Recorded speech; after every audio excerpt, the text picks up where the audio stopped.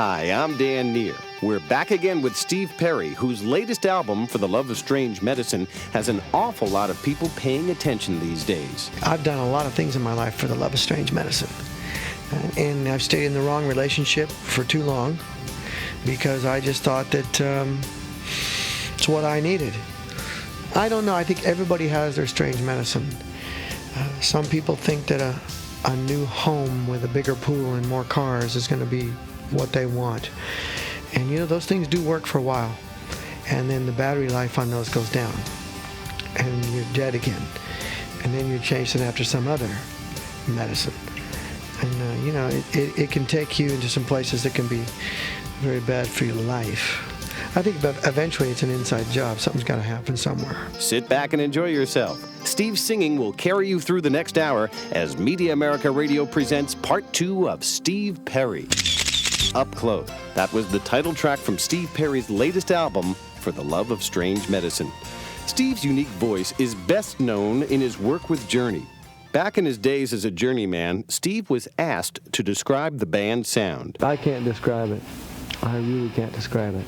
I think that's one of the reasons why we're so successful, and a lot of reasons why maybe we're not as successful as we could be. Because to a degree, the band is extremely successful. But then to another degree, just as far as, you know, always wanting to better and get bigger and succeed and get to more people and broaden our audience all the time is kind of like an internal goal here. And with that in mind, sometimes the sound of the band is what keeps us from doing that. Ironically, that interview came just before the album Escape was released. That broadened their audience plenty. Escape hit #1 and has sold over 7 million copies. Here's Steve's Journey bandmate, Neil Schon. I think we just came up with the right thing at the right time, and it was a good order of food there, you know. I mean, it was like there was some good rock and roll in there, heavier rock. There was some real pretty ballads. There was a little bit of classical style music, you know. It was mixed up once again, but it was in much more of a, I don't know, but I think it's just, you know, timing. Come out with the right thing at the right time. Stone in Love from Escape. Journey followed up that album with another multi-platinum effort called Frontiers. Keyboardist Jonathan Cain and Steve Perry are about to discuss one of the songs from that album, Faithfully. Talking about your own songs is so tough. It's really hard to say. That's one of my favorites, and the vocal performance on that particular track is one of my favorites of Steve's, by the way. That song is probably one of my absolute, if not the favorite Journey song I think we do, just because, one, I didn't write it, and sometimes it's easier to interpret someone else's things than things you write, you know, especially if they're a good song. So that song is in our show too, and it always brings a huge emotional response every time we do. Faithfully from Frontiers. Steve Perry and Journey go separate ways, and the nation begins listening to Street Talk. That's next on Part 2 of Steve Perry Up Close. Welcome back to Part 2 of Steve Perry Up Close.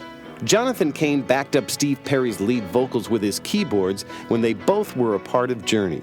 He also co-wrote a lot of great songs with Steve, including the top 10 gem, Separate Ways, Worlds Apart. Here's Jonathan. We wrote the song basically because people in the circle of the band and the community that we were associated with, there were people that I would never have expected to break up, marriages that were gone, really crazed, you know. And you would look at these two people and say, no, there's no way they're going to break up, you know. And that it happened to a couple of different people in the band, you know, in their circle of acquaintances and stuff. And we were talking about it one night, and it just seemed like, God, what is going on here, you know? And then you'd see these shows on divorce, and then, you know, the lawyers, and they get in there, and, you know, they twist the knife and all this stuff. It's crazy, you know, and my father-in-law, Doug McClure, you know, he's got rice marks on his face, you know what I mean? He's been married that many times. It's really, really hard anymore because people get married for the wrong reasons. Separate Ways, Worlds Apart, from an album which held the #2 spot on the charts for 9 weeks. Frontiers. Street Talk was Steve's first solo record, released in 1984. The Street Talk record was done in a 6-month break or so between the Frontiers record and the Raised on Radio record.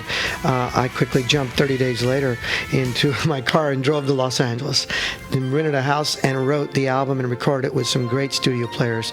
Larry London, which God rest his soul, last year was a tragic accident, is gone, who played drums on the record, brilliant drummer, and Randy Goodham on keyboards, and Bill Como and Craig Cramp. We did that record really quick.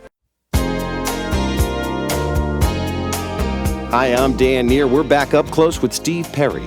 For a while in the mid-1980s, a rumor circulated that Steve was suffering from throat cancer. Not true, says Steve. My mother, the last 4 years of being in the 10-year run with Journey, had a situation that was jeopardizing her health pretty badly, and I was taking her to radiology clinics around the country. They didn't know what Steve Perry's mother looks like. They just saw Steve Perry sitting in radiology at Houston Med Center, and they over on the West Coast too, and the rumor got started, especially when I left, after 10 years, left the group and just sort of let go of the music for a while. Right. The rumor really flared up that he's not singing anymore. Well, I saw him in radiology, and my grandfather got a phone call from someone telling him that I had throat cancer, and then my grandfather calls me saying, "Why didn't you tell me? And you're trying to keep me, out of this because you don't want to hurt my feelings." And I told him, "Grandpa, no, what it is, it must have been I took Mom around, So that was the rumor for a while. Now, does this sound like a man with damaged pipes? Steve Perry's first solo album, Street Talk, that was Foolish Heart. When the Street Talk hullabaloo was over, it was back to Journey for Steve to make Raised on Radio. The album is basically a radio-oriented record. We truly were born on radio. The band has been raised on the radio. It doesn't exist without it. So we just want to keep that same kind of theme going. But it was a fun concept to write a song about using song titles with all these tunes that really were responsible for radio as we know it. I mean, they really, raised radio itself. Be Good to Yourself from Journey's Raised on Radio. Yet another multi-platinum album for Journey. Steve Perry. I would be lying if I wasn't saying that those wonderful times for 10 years of Journey, and by the way, I left at 10 years, but it was so much of a powerful momentum. It looked like it went on for another 5. It definitely inside of me. And it did, and at times does haunt me. I mean, when I listen to the Journey music on the radio, I know exactly where we wrote that song, when it felt like recording it, and the feeling of mixing it and what it was like singing it. Sometimes I have recall like that can haunt me. Only the Young, which was written especially for inclusion on Journey's Greatest Hits album. It then went on to become a hit. Steve Perry, Up Close, will be right back.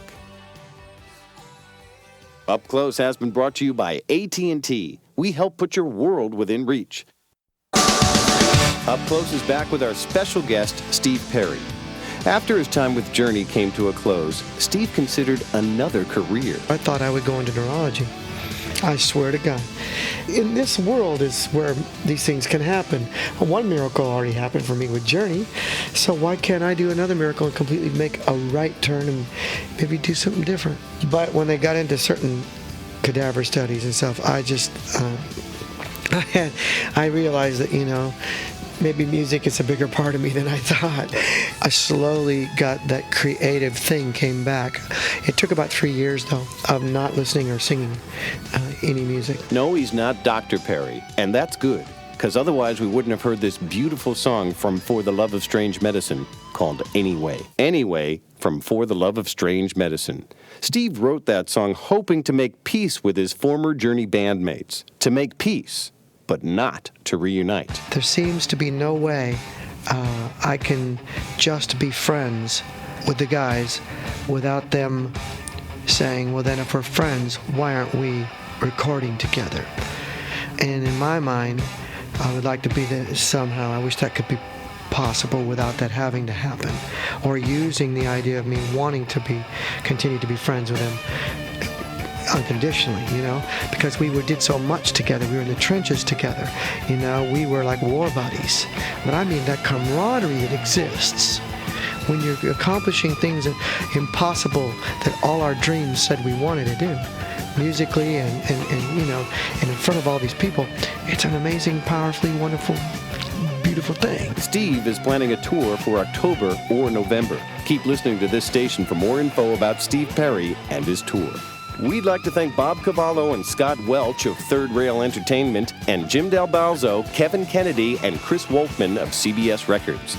Steve Perry Up Close was produced in New York by Near Perfect Productions as an exclusive presentation of Media America Radio. The producers are David Bales and Jim Fahey, assisted by Bruce Simon. The executive producers are DeWitt Nelson and me, Dan Neer. Up Close is distributed on compact disc and copyrighted 1994, all rights reserved. No portion may be used without the written permission of the producers. Join us next time on this radio station when we get up close with your favorite rockers. Thanks for listening.